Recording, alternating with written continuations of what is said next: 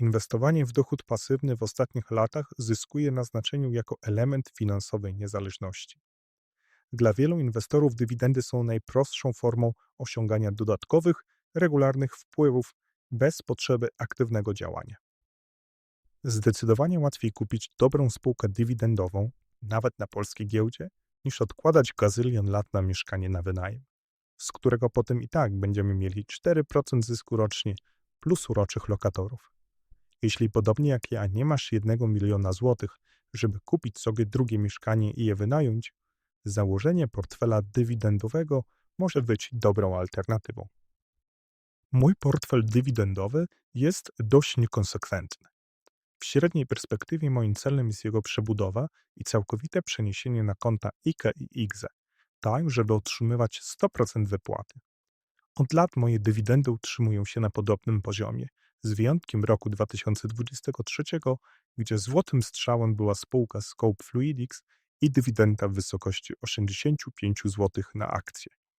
W moim portfelu najdłużej wypłacającą dywidendy spółką są Kenty, które od 2008 roku przy posiadanych 20 akcjach wypłaciły na mój rachunek 7949 zł netto. Idea pasywnego dochodu szczególnie zakorzeniła się w kulturze inwestycyjnej Stanów Zjednoczonych, gdzie spółki od wielu dekad konsekwentnie dzielą się zyskami ze swoimi akcjonariuszami. Ale czy taki model sprawdza się w każdych warunkach i dla każdego inwestora? W dzisiejszym odcinku opowiem, jakie są korzyści z inwestowania dywidendowego i jak analizować spółki pod tym kątem.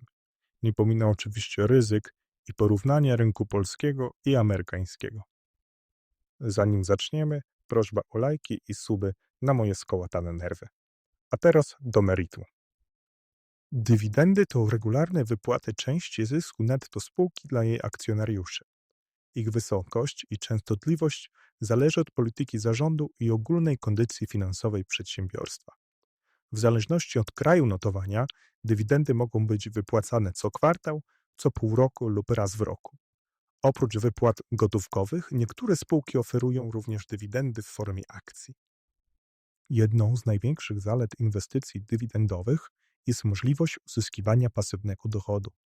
Dla wielu inwestorów, szczególnie tych planujących emeryturę lub pragnących dywersyfikować swoje źródła przychodu, regularne wypłaty w postaci dywidend stanowią przewidywalny cash flow.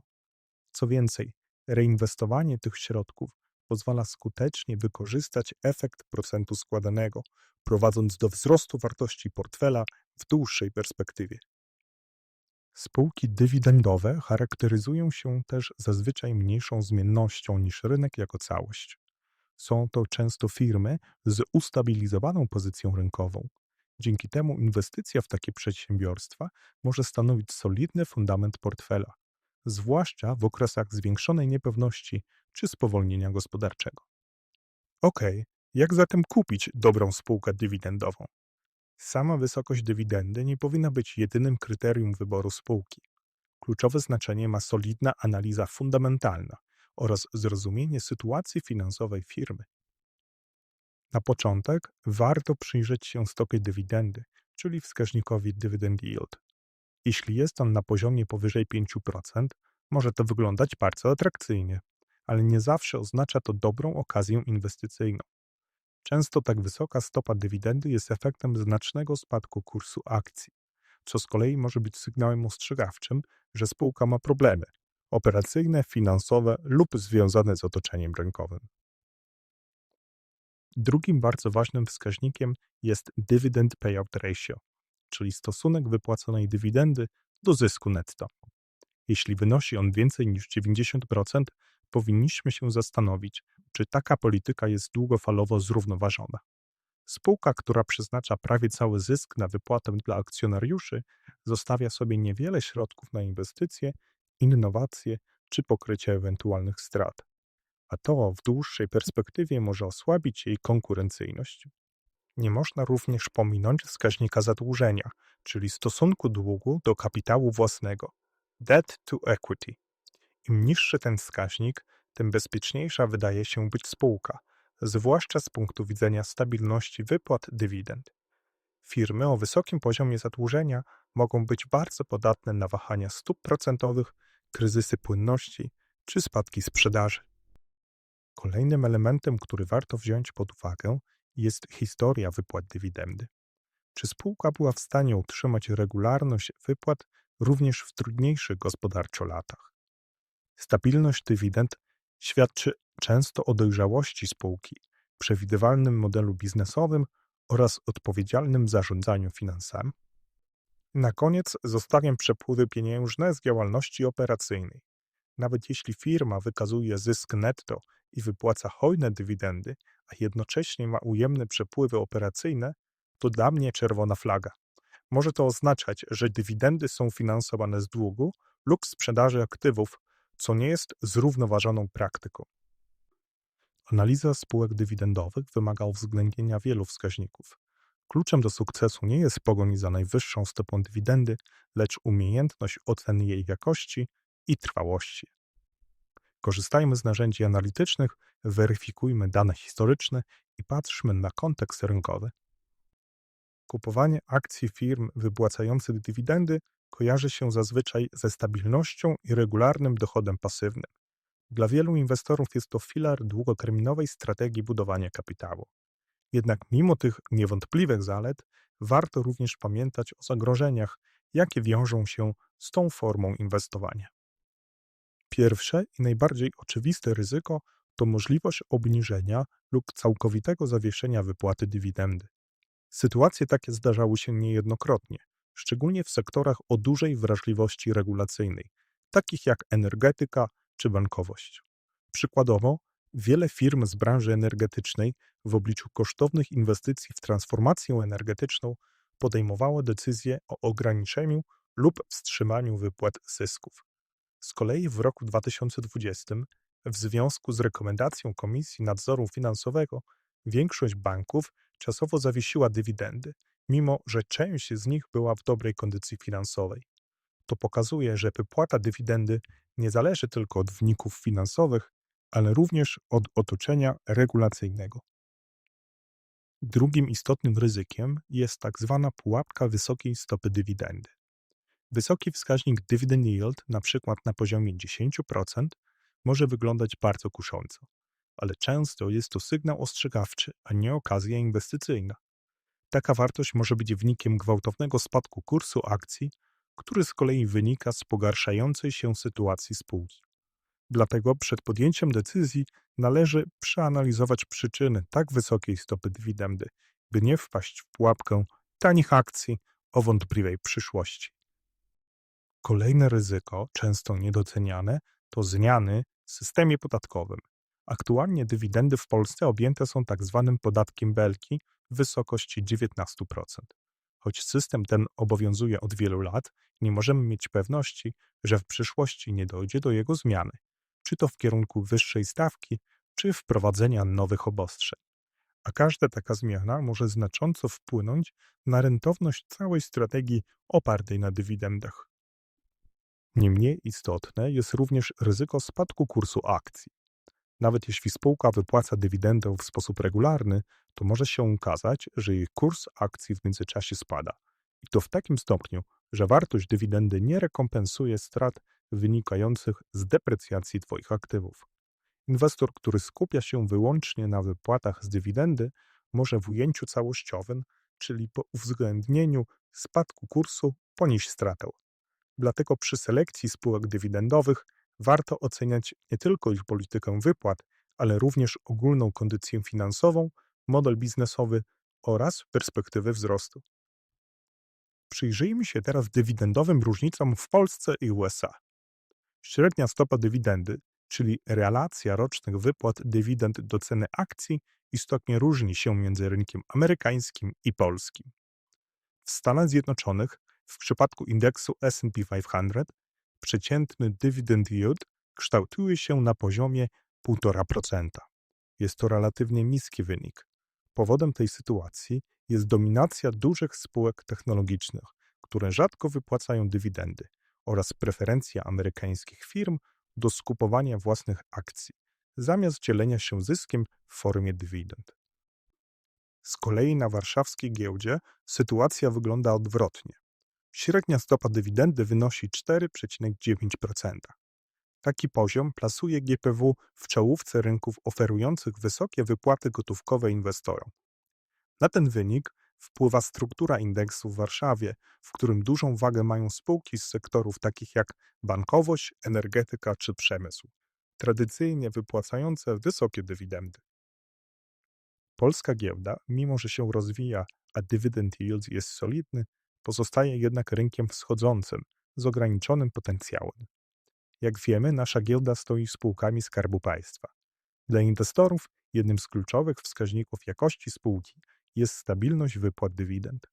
W przypadku firm kontrolowanych przez Skarb Państwa ta kwestia często pozostawia wiele do życzenia. Analiza historii dywidend PKO BP czy KGHM ujawnia brak regularności oraz długoterminowej strategii w tym zakresie. Zdarzają się lata bez żadnych wypłat, okresy z ich redukcją, a wzrosty są jedynie incydentalne. Spółką odrobinę wyróżniającą się na tle innych państwowych molochów jest Orlen. W tym roku firma pozytywnie zaskoczyła rynek, ogłaszając nową strategię do roku 2035. Polityka dywidendowa stanowi jej kluczowy element. Nowe podejście zakłada wypłatę minimalnej dywidendy w wysokości 4,5 zł na akcję i systematyczny wzrost wypłaty o co najmniej 15 groszy rocznie. Co istotne, polityka ta zawiera także dodatkową formułę umożliwiającą wypłatę wyższej dywidendy niż ustalony minimalny poziom, o ile pozwoli na to sytuacja finansowa spółki. Klauzulę tę wykorzystano w tym roku. W czerwcu walne zgromadzenie zaakceptowało dywidendę w wysokości 6 zł na akcję. Kliknij na mój materiał o spółkach Skarbu Państwa, aby dowiedzieć się, ile zarobią w tym roku na dywidendzie z Orlenu. Oczywiście w Polsce można znaleźć prywatne, jakościowe firmy, które od wielu lat dzielą się zyskiem. Należą do nich choćby Dom Development, Neuka, Asseco Poland czy posiadane przeze mnie Kęty. To, czego u nas brakuje, to szeroki dostęp do programów reinwestowania dywidend oraz pewność, że inwestor oczekujący powtarzalnych dochodów pasywnych nie rozczaruje się. W przeciwieństwie do rynku polskiego, amerykański rynek dywidendowy stanowi wzorzec długoterminowej stabilności i przejrzystości. Inwestorzy mają dostęp do spółek, które przez dziesięciolecia budowały reputację poprzez regularne i rosnące wypłaty dywidend. Na przestrzeni ostatnich 80 lat dywidendy odpowiadały za ponad 40% całkowitych zwrotów z amerykańskiego indeksu S&P 500. Warto jednak nadmienić, że udział ten nie był stały ani równomierny. W okresach hossy znacznie większą część zysków stanowią zwykle zyski kapitałowe. Natomiast w czasie bessy to właśnie dywidendy odgrywają dużą rolę w całkowitym zwrocie z inwestycji. Dywidendowi arystokraci, czyli firmy z indeksu S&P 500, które od minimum 25 lat wypłacają rosnące dywidendy, są symbolem jakości. Ich konsekwencja w polityce wypłat świadczy o silnych fundamentach i kulturze korporacyjnej zorientowanej na akcjonariusza. Niezależnie od tego, czy rynek był w fazie hossy czy recesji, te przedsiębiorstwa potrafiły utrzymać wzrost wypłat na rzecz inwestorów. Obecnie takich spółek w Stanach Zjednoczonych jest aż 68. Co jednak bardziej imponujące, wśród amerykańskich firm znajdziemy także wąskie grono prawdziwych weteranów. Spółek, które podnoszą swoje dywidendy nieprzerwanie od ponad 60 lat. Są to m.in. Procter & Gamble, Coca-Cola czy Johnson & Johnson. W USA ogromną popularnością cieszy się także program reinwestowania dywidend, znany jako DRIP. Zamiast otrzymać dywidendę w gotówce, wypłata jest automatycznie przeznaczana na zakup dodatkowych akcji tej samej firmy. Często są to nawet ułamki akcji, dzięki czemu każdy cent dywidendy jest inwestowany z powrotem. To potężne narzędzie dla inwestorów długoterminowych. Oferuje systematyczność, brak kosztów oraz efekt procentu składanego. Choć dywidendy mogą być ważnym filarem portfela, dla wielu inwestorów bardziej efektywne mogą się okazać strategie alternatywne. Inwestowanie w spółki wzrostowe, które reinwestują zyski w rozwój zamiast je wypłacać, może przynieść wyższy zwrot w dłuższym okresie. Value investing, polegający na identyfikowaniu niedowartościowanych spółek o solidnych fundamentach, również może zapewnić stabilny wzrost kapitału. W przypadku rynku amerykańskiego dostępność szerokiej gamy instrumentów, od ETF-ów dywidendowych po fundusze akumulujące, pozwala elastycznie łączyć różne strategie w jednym portfelu. Dla inwestorów takich jak ja, ceniących sobie przewidywalność dywidend, ale jednocześnie szukających dynamiki wzrostu, portfel hybrydowy może być rozsądnym rozwiązaniem. Inwestowanie dywidendowe nie jest strategią uniwersalną.